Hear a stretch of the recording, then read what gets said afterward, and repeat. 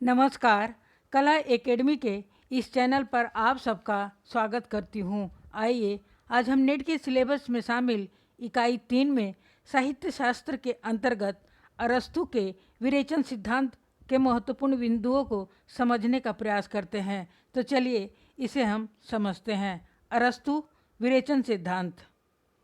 विरेचन का अर्थ यूनानी भाषा में कथार्सिस शब्द के लिए संस्कृत एवं हिंदी में रेचन विरेचन शब्द का प्रयोग किया जाता है।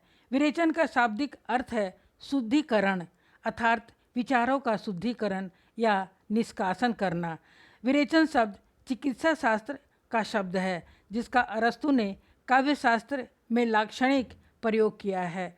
विरेचन भारतीय चिकित्सा शास्त्र आयुर्वेद का पारिभाषिक शब्द है जिसका अर्थ है रेचक औषधि के द्वारा शारीरिक विकारों अर्थात उदर के विकारों की शुद्धि करना। आयुर्वेद के अनुसार यह त्वचा रोगों के उपचार के लिए सर्वोत्तम चिकित्सा है। विरेचन सिद्धांत के निम्नलिखित 3 आधार हैं। पहला, प्लेटो के द्वारा काव्य पर लगाए गए आक्षेप। प्लेटो का कहना था काव्य मनुष्य की वासना का पोषण कर उसे विकार ग्रस्त करता है। अरस्तू ने उसका उत्तर दिया, काव्य के अनुशीलन और प्रेक्षण से अतिरिक्त मनोविकार विरेचित होकर शमित और परिष्कृत हो जाते हैं। चिकित्सा शास्त्र। और तीसरा है त्रासदी सिद्धांत। टिप्पणी। प्लेटो के द्वारा लगाए गए आक्षेपों का निराकरण करने के लिए अरस्तू ने विरेचन सिद्धांत का प्रतिपादन किया। अरस्तू ने विभिन्न संदर्भों के आधार पर विरेचन के निम्न अर्थ किए हैं। पहला, धर्मपरक अर्थ। दूसरा, नीतिपरक अर्थ। तीसरा, कलापरक अर्थ। और चौथा, चिकित्सापरक अर्थ। धर्मपरक अर्थ। प्रोफेसर गिलबर्ट मर्रे ने धार्मिक अर्थ को स्पष्ट करते हुए लिखा है कि प्राचीन यूनान में योनयूस्थ नामक देवता थे। देवता से संबंधित विचारों के शुद्धिकरण के लिए एक उत्सव मनाया जाता था। यह उत्सव अपने आप में एक विशेष शुद्धि का प्रतीक था क्योंकि इस अवसर पर देवता से प्रार्थना की जाती थी कि वह अपने उपासकों को बीते हुए वर्ष के सभी पापों और कुकर्मों से मुक्त कर आने वाले वर्षों में पाप मुक्त जीवन बिताने की प्रेरणा दे।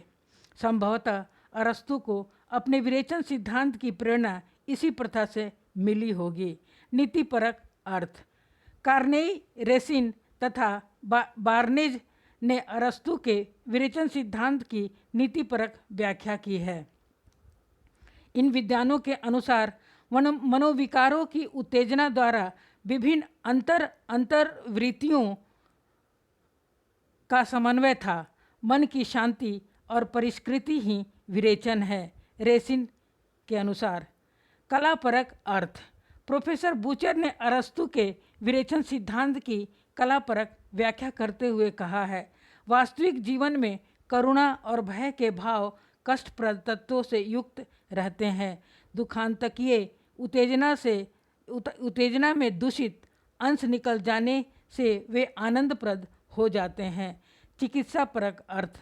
वर्जिज, डेजेस आदि विद्वानों ने विरेचन के चिकित्सा शास्त्रीय अर्थ को स्पष्ट करते हुए कहा है कि जिस प्रकार रेचक अथवा उदर की शुद्धि होती है उसी प्रकार त्रासदी द्वारा मन की शुद्धि होती है। अरस्तू के अनुसार विरेचन की प्रक्रिया त्रासदी के अनुशीलन से दूषित विकार ठीक उसी तरह शामिल हो जाते हैं जैसे उदर में मल आदि विकारों के उत्पन्न होने पर रेचकों द्वारा उदर की शुद्धिकरण किया जाता है।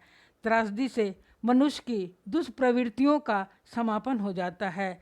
विरेचन सिद्धांत की विशेषताएं। विरेचन के लिए भय और करुणा के भावों का सम्यक नियोजन और प्रदर्शन आवश्यक है। विरेचन और द्रवण त्रासदी द्वारा ही हो सकता है। घटनाओं तथा नायक के चयन के संदर्भ में सावधानीपरक आवश्यक है। विरेचन में भावानुभूति आवश्यक है। विरेचन की समानता किस किस ने बताई बताई जा सकती है। क्रोचे के अभिव्यंजनावाद से और अभिनवगुप्त के अभिव्यक्तिवाद से बताई जा सकती है। विशेष तथ्य: विरेचन सिद्धांत का विस्तृत वर्णन त्रासदी के संदर्भ में पेरिपोइटिकेस के 6ठे अध्याय में है। साहित्य में विरेचन कैथारसिस शब्द का सर्वप्रथम प्रयोग अरस्तु ने किया था। प्लेटो ने काव्य पर वासनाओं एवं भावनाओं को उत्तेजित करने का आरोप लगाया था। इसका खंडन करने के लिए अरस्तु ने विरेचन सिद्धांत का प्रतिपादन किया। अरस्तु ने यूनानी साहित्य को लक्ष्य में रखकर अनुकरण और विरेचन सिद्धांतों की जो व्याख्या की है वह सार्वदेशिक और सर्वकालिक है। त्रासदी मनोभावों को जागृत करके विरेचन पद्धति द्वारा मानव मन का परिष्कार करती है। जय हिंद। आप सब ने इस वीडियो को सुना और देखा, इसके लिए मैं आप सबका धन्यवाद करती हूँ।